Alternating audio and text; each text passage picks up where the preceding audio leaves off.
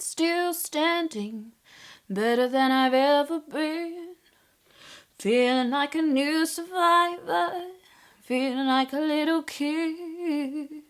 It's day 10, and guess who's still here? This series, I'm doing 40 videos during Lent. This series has become a stickling point of smugness, because I feel like every day I actually do it, it's less hard, and I'm like, this is easy. I'll probably hit a wall. I will hit a wall. It's kind of like being blindfolded and knowing that there's a wall somewhere and I probably will hit it, but today isn't the day. And today I'm delivering you an answer to a question that is, what is my biggest fear? I've thought of 3 things that are my biggest fear, but enlighteningly, my friend Tessa, who is staying with me at the moment, she's in that room, I think maybe curling her toenails, I'm not sure. She told me about this thing called the Enneagram personality thing, where there are like 9 types of personality, and I have been informed I am a 7, and it's kind of correct. So I'm going to tell you the 3 things that I fear, and then I'm going to tell you how I think it fits into that personality test. So the first thing I fear are car crashes. My first memory is of a car crash. I was in a car crash when I was about, I think 3 years old, and I remember it quite vividly, and I think we either went up the motorway like that, or we actually did flip. I can't really remember, and I don't really want to ask, but I know that it was bad, and I know that we almost died, but we didn't. And now I've taken my driving test 3 times, and I haven't passed because I am so nervous. I also have a hunch that that's how I'll die.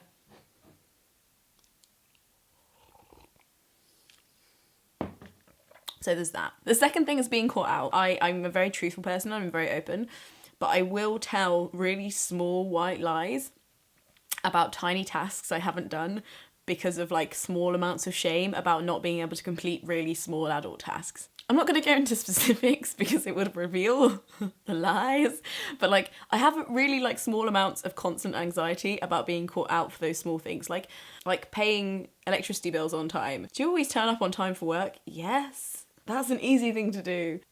Or sometimes it's just a really complicated situation and I really don't want to spend 20 minutes engaged in a conversation with this person about explaining the thing. So I just go, yeah, that's sorted. Or yeah, it just happened like this, because it's an easier way for them to understand how the problem was solved rather than explaining the long story about how the problem was solved.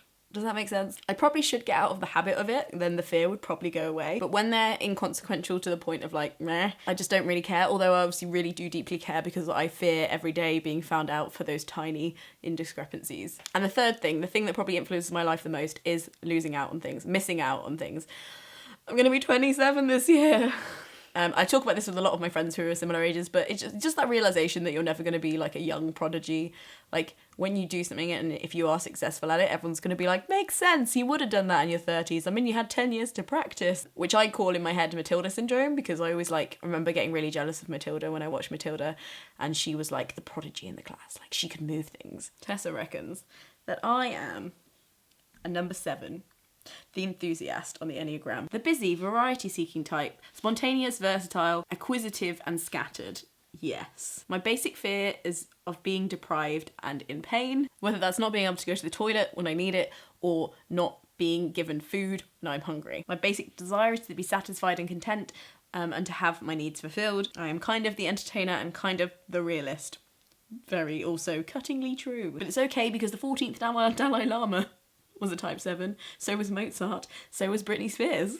Ironically, 7's wide-ranging curiosity and ability to learn quickly can also create problems for them. Because they are able to pick up many different skills with relative ease, it becomes more difficult for them to decide what to do with themselves. Now, I don't want to be arrogant, but I can do a lot of things at a very meh kind of level, and that being at that level always haunts me with but what if I pursued that and actually became good at it? How many futures have I missed out on? It's why I don't really want to read Versions of Us or watch Sliding Doors ever again. And while I don't think it was the right decision, there definitely maybe could have been a funner decision, and that really haunts me. So there you go, those are my fears. What are your fears?